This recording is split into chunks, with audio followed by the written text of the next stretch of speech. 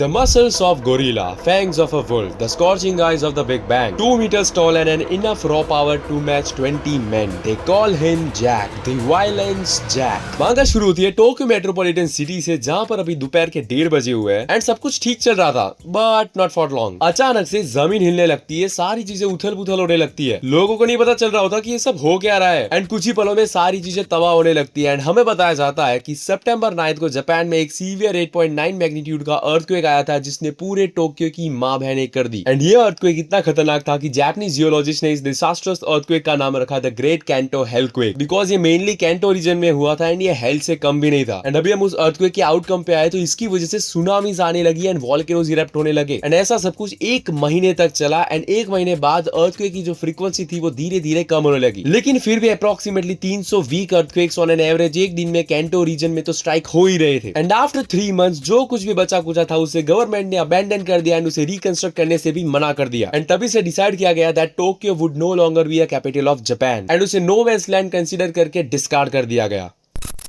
1 year later, somewhere in the ruins, a lone man rises, and that's none other than अपना the great खली violence Jack है। And bro looks quite pissed off। खैर अभी scene shift होता है, हमें दूसरी जगह का सीन दिखाया जाता है जहां पर हम कुछ बच्चों को देखते हैं एंड तुम इनके कपड़ों को देख के पता लगा सकते हो that these are the ones जो शायद उस अर्थक्वेक को सर्वाइव कर गए होंगे। एंड अभी हम इस बच्चे पे आते हैं जिसको एक बंदा सुना रहा होता है that don't get all soft on me. अभी सिचुएशन 1 साल पहले जैसी नहीं है, हमें अपने पेरेंट्स की जरूरत नहीं है, हमें अपना खाना खुद ही बनाना पड़ेगा। एंड हमारे ग्रुप में हर एक बंदे का एक रोल है एंड अगर वो उस रोल को बखूबी नहीं निभाएगा तो उसे हमारे साथ रहने की कोई जरूरत नहीं है। तभी एक बंदा आके उसे बोलता है कि एक काम करते हैं ना, इसको छोड़ ही देते हैं, क्योंकि वैसे भी उसके होने से हमारे सारे काम स्लो डाउन हो जाते हैं। इसका हमारे ग्रुप में रहना हमारे लिए एक डिसएडवांटेज होगा एंड अगर ये नहीं होगा तो हम थोड़ा ज्यादा खाना भी खा पाएंगे। जो सुन के ये बंदा उसे रैपर बजाता है एंड बोलता है कि बे सुन, इस ग्रुप का इंचार्ज मैं हूं तो डिसीजन मैं लूंगा, ठीक है, तू अपना काम कर। तो बोलता है कि अबे बेंचो तेरी प्रॉब्लम क्या है। एंड वेट, ये हिंदी वाला बेंचो नहीं है, ठीक है, ये जापानीज वाला बेंचो है एंड जापानीज में बेंचो वर्ड गैंग लीडर को रेफर करने के लिए यूज होता है, तो कुछ गलत मत समझ लेना। फिर वे उसको सुना रहा होता है कि जस्ट बिकॉज ताशिमा बेंचो हमारे बीच नहीं रही इसलिए तू हमारा एडवांटेज ले रहा है ना। तो बोलता है कि देख मैं ताशिमा नहीं हूँ एंड वो ऑलरेडी मर चुका है एंड मैं तुम्हारा नया इंचार्ज हूँ। एंड गोरो तू मेरे को ये बता कि तूने कितनी बार गोमा पे रिलाई किया है खुद को बचाने के लिए। हाँ, एंड वैसे भी 1 साल हो चुका है एंड मेरे को पता है कि तू भी हम सबका एडवांटेज लेना चाहता है, तो खुद की पोजीशन समझ और अपना काम कर। एंड बोलते ही वो उसे अपनी स्वॉर्ड से पीटने लगता है एंड आई थिंक वो जो स्वॉर्ड है ना वो वुडन की है, वरना अभी तक तो इंसान कट जाता है। फिर भी बंदा उनके टीममेट्स को बोल रहा होता है कि यार तुम लोगों ने कितनी मछलियां पकड़ी है। जब ये लोग गिनते हैं तो दे रियलाइजेस कि इन लोगों ने 8 मछलियां पकड़ी है, जो इनके लिए इनफ नहीं है, क्योंकि ये टोटल 9 लोग हैं, इनके पास इनफ राइस भी नहीं होते जिससे वो लोग अपना पेट भर सके। तो ये लोग आगे जाने का डिसाइड करते हैं कि आगे जाके इनको और मछलियां फिर कुछ और खाने की चीजें मिल जाती है तो ये लोग अपना पेट भर सकते हैं। एंड अभी उनका गैंग लीडर इन सबको बता रहा होता है दैट लिसन अप एवरीवन, जो भी इस ग्रुप को ज्वाइन करता है इंक्लूडिंग बंटा एंड माई सेल्फ, उन्हें एक चीज पता होनी चाहिए कि इस ग्रुप में उनका एक रोल है। They should understand that they have a role in this group, क्योंकि टोक्यो में अगर कोई बंदा अपना खाना नहीं ढूंढ पाएगा तो वो इस जगह पे सर्वाइव नहीं कर पाएगा, बिकॉज टोक्यो की तरह हमें भी जापानीज गवर्नमेंट ने अबैंडन कर दिया है एंड अभी टोक्यो जापान के लिए एक जंकयार्ड ही रह गया है। एंड क्योंकि जापानीज पीपल टोक्यो को जापान का पार्ट कंसीडर नहीं करते, ये जगह जापान का पार्ट हो के भी उसका पार्ट नहीं है। एंड अर्थक्वेक ने इस जगह को इतनी गंदी तरीके से डिस्ट्रॉय किया है कि जापान के बिग शॉट्स भी इसे रिपॉपुलेट करने के लिए रेडी नहीं है and that's why Tokyo had become the land of earthquakes and trash. तभी उसके टीम में से एक बच्चा बोलता है कि तो फिर हम भी ट्रैश है क्या। तो बोलता है कि नहीं, हम ट्रैश नहीं है, but we are the bugs जो ट्रैश में यहाँ वहां हांड रहे हैं सर्वाइव करने के लिए। We are just little bugs with nobody to rely on and that's why हमें अपनी खुद की स्ट्रेंथ को यूज करना होगा यहाँ पे सर्वाइव करने के लिए। तभी गोरो बोलता है कि दैट्स व्हाई मैं चाहता हूँ कि बंटा हमारे ग्रुप में से निकल जाए, क्योंकि उसके पास तो स्ट्रेंथ है ही नहीं। तो ये बोलता है कि यार शांत हो जाए यार। एंड वैसे भी हमें आइडिया नहीं है कि अभी कौन कौन लोग हैं जो अभी टोक्यो में रह रहे हैं, हमारे जैसे अनाथ लोग जिन्होंने अपने पेरेंट्स को अर्थक्वेक में खोया है, या फिर वो लोग जिन्होंने टोक्यो को छोड़ने से गिव अप कर दिया है क्योंकि वो लोग यहाँ से एस्केप ही नहीं कर पा रहे। एंड कुछ ऐसे भी लोग हो सकते हैं जिन पे अभी जीने की इच्छा भी नहीं बची, एज वेल एज बैंडिट्स, क्योंकि ये नो मैन्स लैंड है, यहाँ पर हमें पुलिस नहीं मिलेगी, बट बैंडिट्स हमें जरूर मिल सकते हैं, बिकॉज कुछ बैंडिट्स तो ऐसे होंगे जो सर्वाइव कर गए होंगे। एंड ऑब्वियसली अगर वो लोग सर्वाइव कर गए हैं तो अगर उन्हें कोई भी मिलेगा तो ऑब्वियसली बात है कि उसके पास से खाना पानी जो भी उसके पास अगर होगा तो उससे चुरा के ले लेंगे एंड उसको वहां पे मरने के लिए छोड़ देंगे। एंड अब ये बोल भी रहा होता है कि अगर बैंडिट्स लोग सर्वाइव कर गए तो हमें उनसे ऑब्वियसली बचना ही पड़ेगा, बिकॉज हम जस्ट अभी बच्चे हैं and we are weaker to them. एंड अगर हमारे जैसे वीकलिंग्स को यहाँ पर सर्वाइव करना है तो हमें ग्रुप बनाकर ही एक दूसरे की स्ट्रेंथ को कंबाइन करके यहाँ पर सर्वाइव करना पड़ेगा। एंड तभी अचानक से इन लोगों की नजर इन बंदों पे पड़ती है एंड उन बंदों की भी नजर इन पे पड़ गई होती है एंड वो लोग अभी बोल भी रहे होते हैं,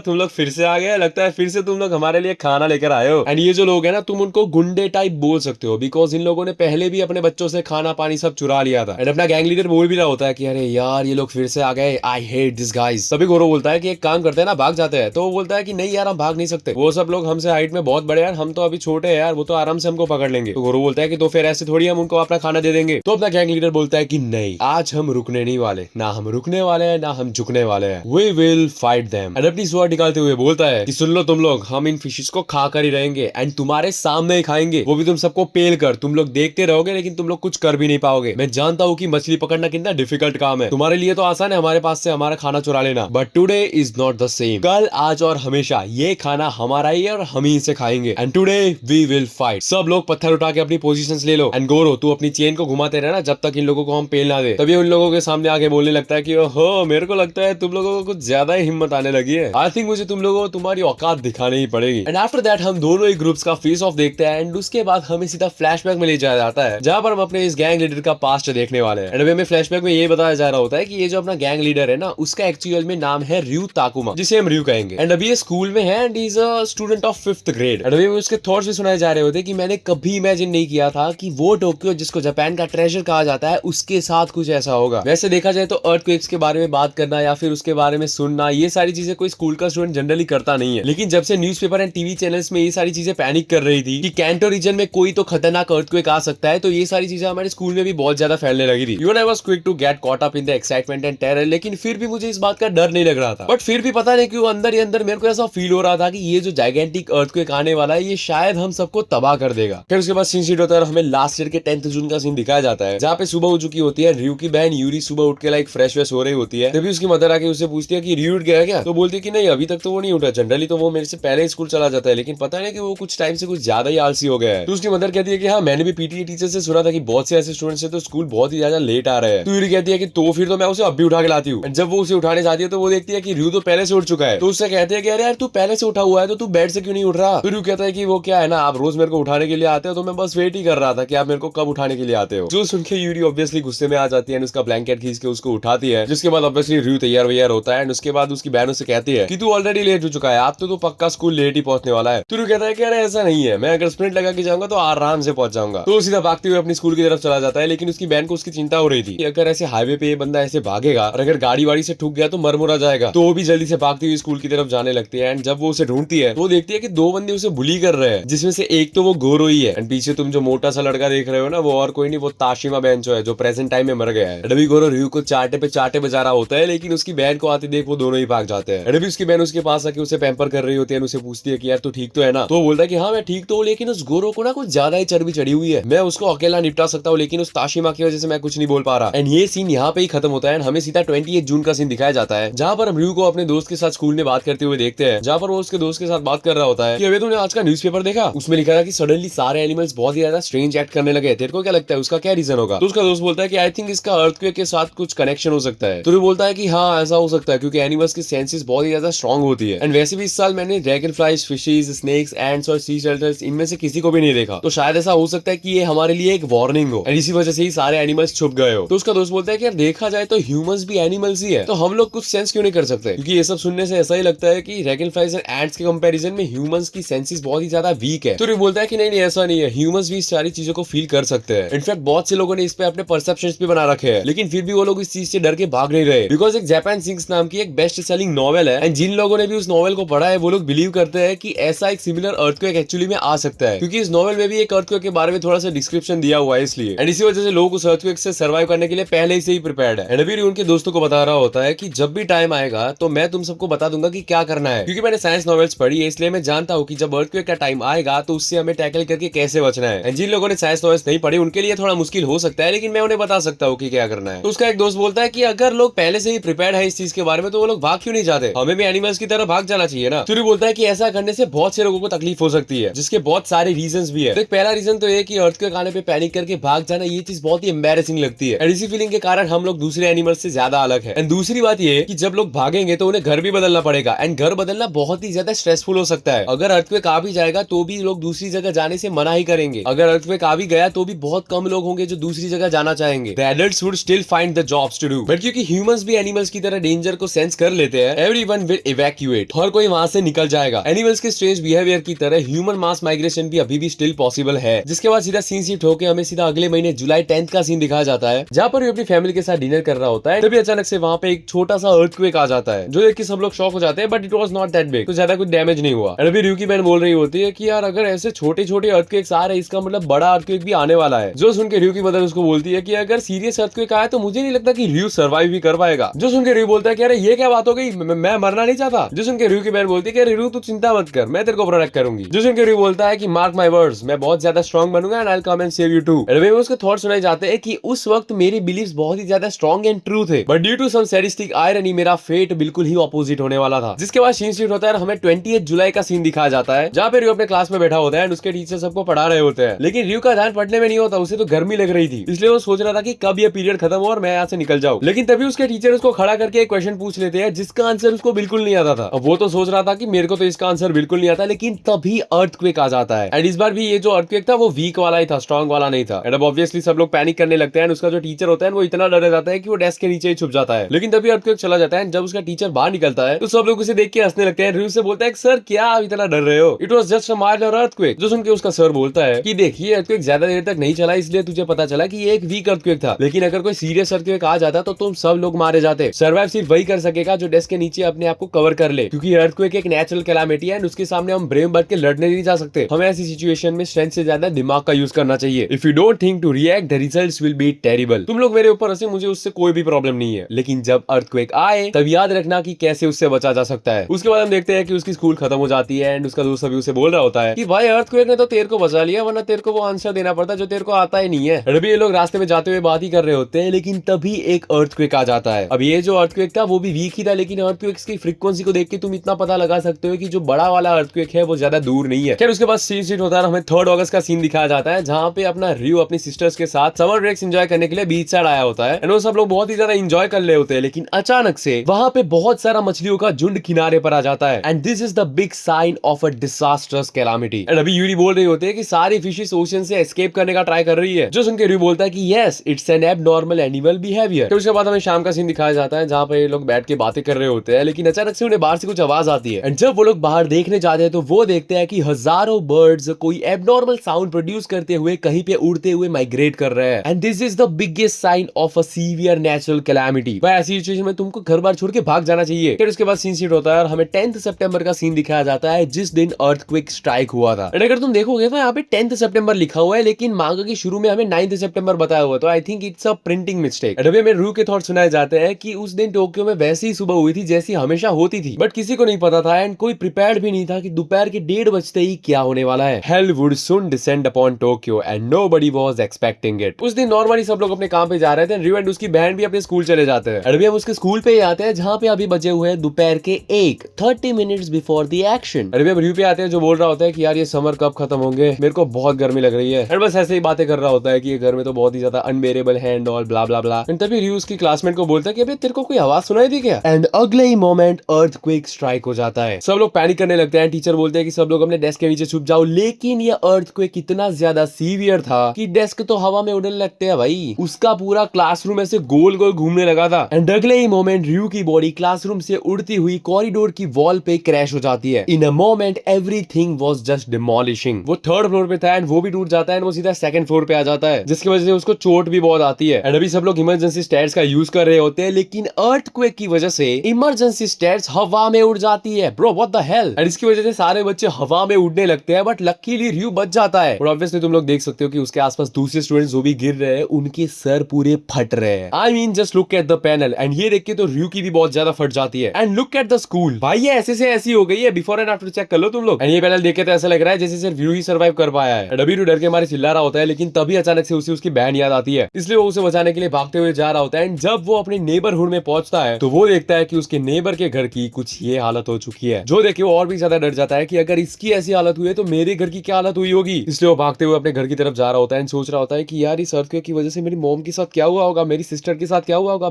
मेरे डैड के साथ क्या हुआ होगा, पता नहीं वो लोग कहाँ होंगे। There is no place that's safe anymore. यूरिनी आई विश कि आप सेफ हो एंड आई नो वो मर नहीं सकती। अगर मैं सर्वाइव कर गया तो ऑब्वियसली बात है कि वो भी सर्वाइव कर गई होगी। अभी जैसे जैसे वो आगे जा रहा था उसे लोगों की लाशें दिखाई दे रही थी जो आधी कटी हुई थी एंड लाइक ब्रूटली लाइक मरे हुए थे लोग। तभी अचानक से कोई उसका पैर पकड़ता है एंड जब वो देखता है तो वहां पर एक लड़की होती है जो वहां पर फंसी हुई थी एंड उससे हेल्प मांग रही थी। And obviously as a good human Ryu उसकी हेल्प कर रहा होता है, लेकिन फिर भी उसके मन में उसके फैमिली के बारे में ही थॉट्स चल रहे थे। बट वो इस लड़की को ऐसे छोड़ के जाना भी नहीं चाहता था, इसलिए उसे खींचकर बाहर निकालता है। बट ही रियलाइजेस कि उसकी आधी बॉडी तो कटी हुई है, जो देख के र्यू इतना जोर जोर से रोने लगा बिकॉज उसके अंदर एक ऐसा ग्रीफ बैठ गया था कि वो इस लड़की को नहीं बचा पाया। फिर उसके बाद वो अपने घर की तरफ जाता है, जहां पर लकीली एक आंटी उसे मिल जाती है जो सर्वाइव कर गई थी। एंड वो उसे कहती है कि र्यू वो रहा तेरा घर। एंड वो अपने घर की तरफ देखता है एंड उसका पूरा घर जल गया है, जो देख के र्यू बहुत ही जोर जोर से रोने लगता है। एंड आफ्टर दैट हमें ये पैनल दिखाया जाता है which I think shows that except Ryu everyone haven't survived. फिर भी वो आंटी र्यू को बता रही होती है कि तेरी मदर मिचिरू चान को बचाने के लिए रिस्क लेके वापस घर में गई थी, बट